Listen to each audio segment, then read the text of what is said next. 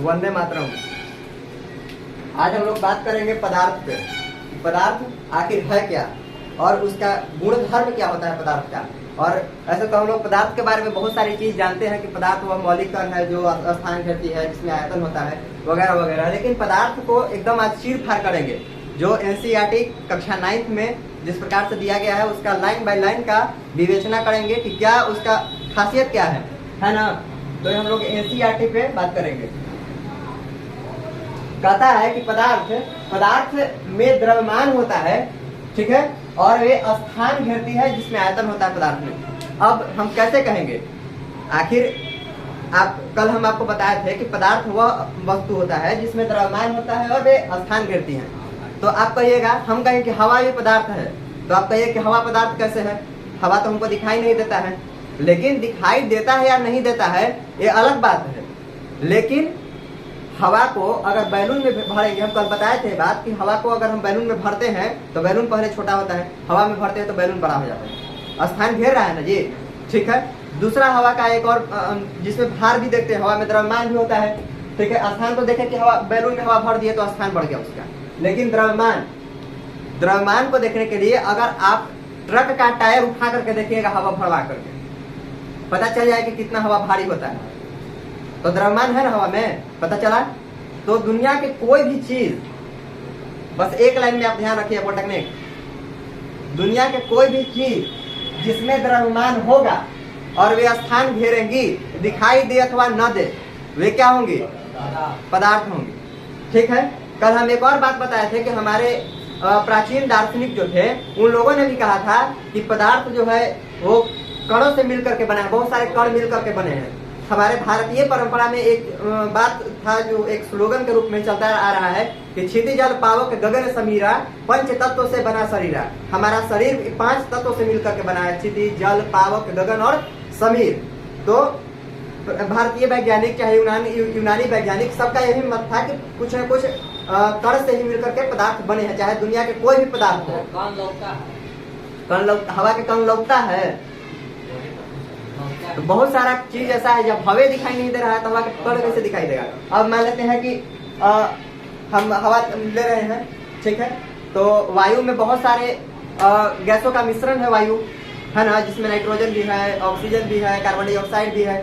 तो दिखाई देता है, नहीं दिखाई देता। एकदम सबसे सूक्ष्म कण, सूक्ष्मतम कण, ठीक है, जो नंगी आंखों से हमें दिखाई नहीं देगा, ठीक है। अब मान लेते हैं कि ईंट है, तो ईंट को तुम फोड़ो और सबसे छोटा से छोटा कण पे जाओ तो दिखाई देगा, ईंट तो इसे दिखाई देता है ना।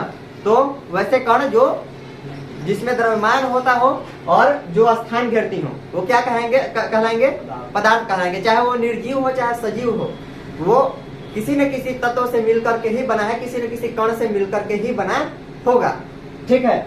अब देखते हैं कि पदार्थ जो है से कणों से मिलकर के बना होता है। एनसीईआरटी का एक लाइन है कि पदार्थ कणों से मिलकर के बना होता है। जैसे आपके इसको बताया कि ईटा जो है तो बहुत सारे छोटे छोटे कणों से मिलकर के ही बनेगा, पत्थर जो है छोटे छोटे कणों से मिलकर के ही बनेगा, तुम्हारा शरीर भी किसी न किसी छोटे छोटे कणों से मिलकर के ही बना है।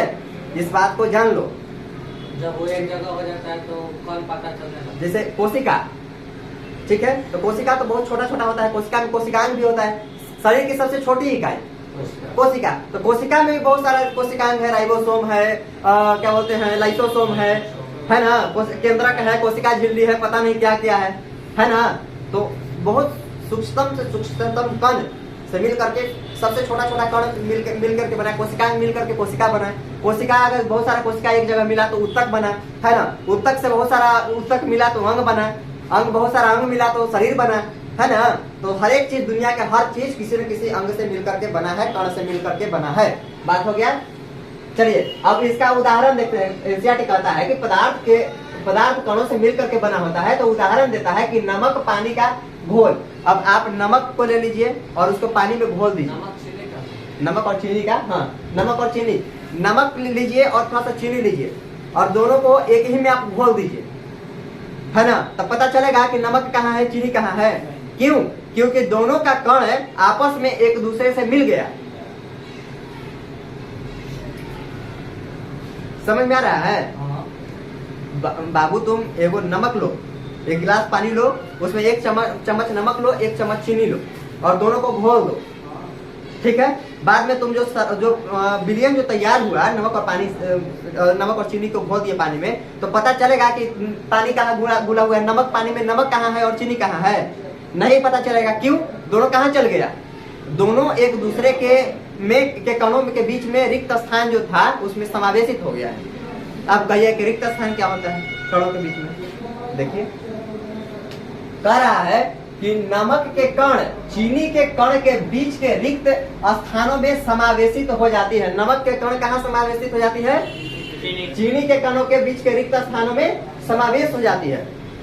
आगे देखिए, पदार्थ के कण बहुत छोटे छोटे होते हैं, इतने छोटे कि हम कल्पना नहीं कर सकते हैं। अभी तुम बोला कि कण दिखाई देता है, हर एक लाइन एनसीईआरटी तुम पढ़ो, ठीक ना, लाइन बाय लाइन जो तुम्हारे दिमाग में बात आ रहा है ना वो सब यहाँ दिखाई देगा।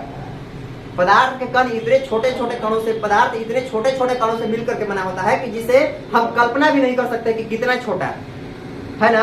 आप आगे हम आपको बताएंगे केमिस्ट्री में ही परमाणु, तो परमाणु जो होता है वो सबसे छोटा कण है, परमाणु है ना, सबसे छोटा कण ही है ना परमाणु भाई किसी चीज का। तो परमाणु जो होता है वो कितने मतलब परमाणु की त्रिज्या कितना होता है, परमाणु कितना उसका रेडियस होता है ना, परमाणु का उसके नाभि का कितना रेडियस होता है, तो बहुत सारी चीज अभी हम लोग पढ़ेंगे, ठीक है। तो पदार्थ इतने छोटे छोटे कणों से मिलकर के बने होते हैं कि हम उसकी कल्पना भी नहीं कर सकते हैं। इसका उदाहरण देखिए, नींबू पानी का घोल, नींबू और पानी को घोलिए, पता चलेगा आपको कि पदार्थ जो है बहुत छोटे छोटे कणों से मिलकर के ही बने होते हैं, ठीक है। जैसे देखिए, पदार्थ के कण निरंतर गतिशील होते हैं। पदार्थ के कण क्या होते हैं? निरंतर गतिशील होते हैं। आप कहिए कि पदार्थ के कण निरंतर गतिशील कैसे होते हैं? तो देखिए इसके पीछे हमें वो उदाहरण लिखे हुए हैं, दिखाई दे देगा। अगरबत्ती का सुगंध, अगरबत्ती आप वहां पे रखा हुआ है अगरबत्ती, उसको सूंघ करके देखिए, आपको उसको सुगंध लेने के लिए आपको अपने नाक तक ले जाना पड़ेगा, तब उसका सुगंध आपको मिलेगा। लेकिन जब वो अगरबत्ती को हम जला देंगे तो उसका सुगंध जो है ना वो पूरे रूम में, पूरे कमरा में फैल जाएगा, ठीक है। तो एनसीईआरटी यहाँ पे उदाहरण, एनसीईआरटी का ये उदाहरण है और लिखता है कि तापमान बढ़ाने से पदार्थ के कणों की गतिज ऊर्जा बढ़ जाती है। बाबू, अगरबत्ती जो है उसका सुगंध हमको पहले सुना मतलब गंध नहीं लग रहा था, लेकिन जब उसको हम जला दिए तो उसके कणों के बीच के जो गतिज ऊर्जा थी वो बढ़ गई, और जब बढ़ गई तो हमें सुगंध उसका मिलने लगा। बात समझ में आ रही है? तो हम लोग पदार्थ के कितने गुणों के बारे में चर्चा की। यहाँ पे हम लोग रिसेंट पढ़ रहे थे तो पता चला कि पदार्थ है, चलो हो गया, एक लाइन में पदार्थ बता दिया। लेकिन यहाँ देखो पदार्थ, तो पदार्थ बहुत बड़ा चीज है। दुनिया के कोई भी चीज, जो भी चीज उठा लीजिए सब पदार्थ है। एक लाइन में कैसे निपट जाएगा भाई? नहीं ना, नहीं निपटना चाहिए। तो पहला हम पदार्थ के गुण देखें कि यह विभिन्न कणों से मिलकर के बना होता है, एक। दूसरा देखिए कि पदार्थ के कण बहुत छोटे छोटे होते हैं, दो। पदार्थ के कण निरंतर गतिशील होते हैं, तीन चीज देख लिए, देखे ना। अब आगे देखते हैं।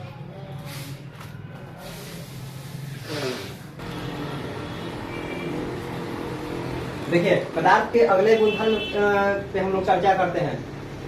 दो भिन्न पदार्थों के कणों के अपने कणों का अपने आप ही एक दूसरे के साथ अंतः मिश्रित हो जाना विसरण कहलाता है। यहाँ पे बात समझिए, कह रहा है कि दो भिन्न पदार्थों के कणों का अपने आप ही एक दूसरे के साथ अंतः मिश्रित हो जाना विसरण कहलाता है। यानी कि अंतः मिश्रित हो जाना अपने आप ही। बात समझ रहे हैं कुछ? जैसे हम ले लिए नमक, हो गया नमक, ये वो क्या हो गया, बीकर हो गया, इसमें नमक भी डाल दिए, पानी है इसमें, नमक हो गया और चीनी हो गया, और दोनों को क्या करेंगे, घोर के मिला देंगे एकदम। तो दोनों के कण जो है एक दूसरे के साथ अपने आप ही अंतर मिश्रित हुआ कि नहीं हुआ? नमक के कण और चीनी के कण, दोनों के कण पानी में मिल गया कि नहीं मिल गया? दिखाई देता है कि ये नमक का कण है, चीनी का कण है? नहीं। तो दोनों का अंतर मिश्रित हो जाना क्या कहलाता है? इस प्रक्रिया को हम लोग क्या कहते हैं? विसरण कहते हैं, कहेंगे ना? ठीक है, आगे देखिए। पदार्थ के कण एक दूसरे को आकर्षित करती है। ये क्या है? पदार्थ के कण एक दूसरे को आकर्षित करती है। जैसे हम देखते हैं, एक ईंट का उदाहरण लेते हैं, ठीक है। तो ईंट में बहुत सारे छोटे छोटे कण, अभी बताया था थोड़ी देर पहले कि पदार्थ छोटे छोटे कणों से मिलकर के बनता है। तो ईंट जो है उसमें बहुत सारे छोटे छोटे कण भी है ना। जैसे किसी चीज का उदाहरण लेते हैं हम एक फोन का उदाहरण लिए, ठीक है। फोन का उदाहरण लिए तो छोटे छोटे कणों से मिलकर के बनेगा, इसका कोई भी पार्ट पुर्जा, ठीक है, तो छोटे छोटे कणों से मिलकर के बनेगा। तो जितना भी कोई ठोस पदार्थ हो, कोई भी ठोस का उदाहरण लीजिए ना, ईंट है ना, ईंट का ही उदाहरण लेते हैं। तो ईंट बहुत छोटे छोटे पार्टिकल कणों से मिलकर के बने होते हैं और उसके कण एक दूसरे को आकर्षित करती है, तबे वो स्ट्रॉन्ग, जो जिस पदार्थ के कण जितना तेजी से एक दूसरे को अपने कणों को आकर्षित करेगा वो पदार्थ उतना ही ठोस होगा। जैसे ईंट से मजबूत क्या होता है? पत्थर। तो पत्थर को उसके कण एक दूसरे को और ज्यादा तेजी से आकर्षित कर रहे होंगे, है ना। अब हम मार्कर है तो मार्कर को ऐसे करके खींच रहे हैं, टूट रहा है, तो इसका मतलब है कि इसके कण एक दूसरे को आकर्षित कर रहे हैं। नहीं तो हम ऐसे तीर रहे हैं, खींच रहे हैं, तो इसको तो पूरा पाटे पाटे खींचा जाना चाहिए था, है। तो इसके कण तो एक दूसरे को आकर्षित कर रहे हैं, तभी वो सटा हुआ है। हम खींचने का भी प्रयास कर रहे हैं तो खींचा नहीं रहा है, इसका मतलब है कि इसके कण एक दूसरे को आकर्षित कर रहा है, ठीक है। तो ये एक दूसरे को आकर्षित करते हैं। आगे देखिए, पदार्थ के कणों के बीच एक बल कार्य करता है। बोले ना कि पदार्थ के कण एक दूसरे को आकर्षित कर रहा है तो एक बल है, कोई भी बल होगा, ठीक है। तो पदार्थ के कणों के बीच एक बल कार्य करता है और यह बल कणों को एक साथ बनाए रखता है। इस आकर्षण बल का सामर्थ्य प्रत्येक पदार्थ में अलग अलग होता है। कह रहा है कि पदार्थ के कणों के बीच एक बल कार्य करता है, ठीक है। आपको तो बताएं कि एक बल कार्य करता है और बल कणों को एक साथ बनाए रखता है। अब ईंट है तो ईंट के कण एक दूसरे को आकर्षित नहीं करेगा। अब बहुत सारे मिट्टी का टुकड़ा एक साथ ले करके रख देंगे, आकर्षित नहीं करेगा। तो मतलब ईंटा है तो उसको तो ऐसे उड़ाएंगे तो पूरा एकदम कण उसका उड़िया जाएगा, धूल वैसे उड़ जाएगा। लेकिन वो नहीं उड़ता है, मजबूत होता है। तो इसका मतलब है कि यह आकर्षण बल के कारण, और यह आकर्षण बल ईंट के कणों को आपस में एक साथ एकदम जोड़ करके रखता है, मजबूती के साथ जोड़ करके रखता है, ठीक है। बात समझ में आ रही है? आ रही है बात? ठीक है, क्वेश्चन पूछेंगे तभी पता चलेगा। अब बात करते हैं पदार्थ की अवस्था। तो पदार्थ की अवस्था हम लोग 5 प्रकार की अवस्था देखें। ठोस देखेंगे, द्रव देखेंगे, गैस देखेंगे, प्लाज्मा अवस्था देखेंगे, बोस-आइंस्टाइन कंडेंसेट देखेंगे, ठीक है। लेकिन ठोस सबसे पहले देखते हैं। ठोस क्या होता है भाई साहब? ठोस का एक निश्चित आकार होता है। अब ईंट है तो ईंट का एक निश्चित आकार है कि ये 3 इंच चौड़ा, 6 इंच या 5 इंच लंबा, कोई भी आकार हो सकता है। तो एक निश्चित आकार है, ठीक है। ये मार्कर है तो इसका एक निश्चित आकार है। तुम हो तो तुम्हारा एक निश्चित आकार है। ये है तो इसका एक निश्चित आकार है। बोर्ड है तो इसका एक निश्चित आकार है। यानी कि दुनिया का कोई भी पदार्थ जिसका निश्चित आकार हो क्या कहलाएगा? ठोस कहलाएगा। दूसरा देखिए, स्पष्ट सीमा भी होना चाहिए, ठीक है। बोर्ड है तो इसका स्पष्ट सीमा यहाँ पे दिखाई दे रहा है ना, ये भी दिखाई दे रहा है, ठीक है। तो स्पष्ट सीमा, निश्चित आकार, ठीक है। स्थिर आयतन, आयतन भी स्थिर होना चाहिए।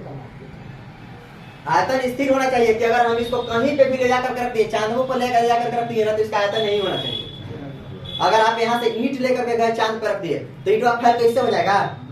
नहीं ना। तो लेकिन पानी है तो पानी कर ले जाइए ना और बाल्टी से उठा करके गमला में रख दीजिए तो उसका आयतन गमला वाला हो जाएगा, है ना।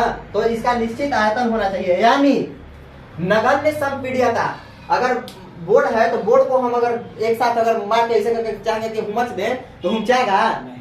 जिससे कि एक रबर है तो रबर को हम चाहेंगे कि ऐसे करके हुमच दे, चाहे ऐसे करके ठेल दे तो ठेला हो जाता है तन मनी, है ना। लेकिन बोर्ड तो नहीं ठेलाएगा। लेकिन रबर भी ठोस ही है, उसका हम लिखे हुए वहां पे बताते हैं तुरंत। तो मतलब नगण्य संपीड्यता नगण्य होना चाहिए, उसको दाब दुब के ऐसे वैसे नहीं करता है। अगर ज्यादा बल लगाइएगा टूट सकता है लेकिन झुक नहीं सकता है ना। रबर तो बिना चुकला ही लंबा। हम बता रहे हैं रबर के बारे में बता रहे हैं भाई मेरे। पहले यह देखिए ना, नगण्य संपीड्यता होती है। बाह्य बल लगाने पर ठोस अपना आकार को बनाए रखता है। अगर बाह्य बल है, इस पे हम मारेंगे चाहे किसी भी तरह से, तो इसका आकार में परिवर्तन तो नहीं होगा, भले टूट जाएगा, वो अलग चीज है। आगे देखिए, टूट सकता है लेकिन आकार नहीं बदल सकता। टूट जाएगा लेकिन इसका आकार चेंज नहीं होगा। अब उदाहरण हमारे सामने दो है, वो रबड़ है, वो स्पंज है। तो आप कहिएगा कि रबड़वा के हम खींचते हैं तो उसका तो आकार बदल जाता है। भैया मेरे, आकार बदल जाता है लेकिन उसका आकार तभी तक बदल रहता है जब तक उस पर बाह्य बल लगल रहता है। बाह्य बल हम हटा देंगे तो रबड़वा उसी हो जाएगा, फुटबॉल है एकदम पूरा इसके जाते हुए हुमच के एकदम तो जतायल एकदम अंडा हो गया है वो फुटबॉल वाला, लेकिन पैर हटाएंगे तो वो क्या हो जाएगा, अंडे रह जाएगा, तो वैसी हो जाएगा, पूर्व आकार में आ जाएगा। तो बार बार यही उदाहरण देता है रबड़ और स्पंज के कि ठोस है कि वो क्या है, तो लड़का सोचता है कि ना हम दबाते हैं तो नहीं होगा ना। हाँ, कोई भी स्पंज हो तो स्पंज में क्या होता है कि उसमें छोटे छोटे छिद्र होते हैं, ठीक है। आज जब हम दबाते हैं उसको तो छिद्रवा से सारा उसके अंदर जो हवा होता है बाहर निकल जाता है, तो वो दब जाता है। लेकिन जब हम उसको छोड़ देते हैं तो फिर उसमें हवा गैस भर जाता है, फिर वो वही आकार में आ जाता है। वही स्पंज रहता है जो माने दाबने पर पचक जाए और हाँ, तो लेकिन उसमें कण होता है जो हवा उसको निकाल देता है दबते हैं तो, और फिर जब उसको छोड़ते हैं बाह्य बल हटा देते हैं तो फिर अपने रूप में आ जाता है, ठीक है। तो उसका रूप में परिवर्तन नहीं उसको कहेंगे, बाह्य बल लगा करके उसको थोड़ी देर के लिए विचलित करा जा सकता है, सत्य परेशान हो सकता है लेकिन पराजित नहीं हो सकता है। बात यही समझ लीजिए। बात समझ में आ गया? वो समझ गए, पदार्थ समझ गए। अब इस चैप्टर से किसी भी प्रकार के कोई क्वेश्चन पूछेगा, यहाँ तक में कोई दिक्कत नहीं होना चाहिए। कल हम बात करेंगे गैस पे, कल बात करेंगे द्रव पे, कल बात करेंगे बोस-आइंस्टीन कंडेंसेट पे, कल बात करेंगे हम लोग इसके आगे की ओर सब कुछ पे, ठीक है। तब तक के लिए बहुत बहुत धन्यवाद। जय हिंद।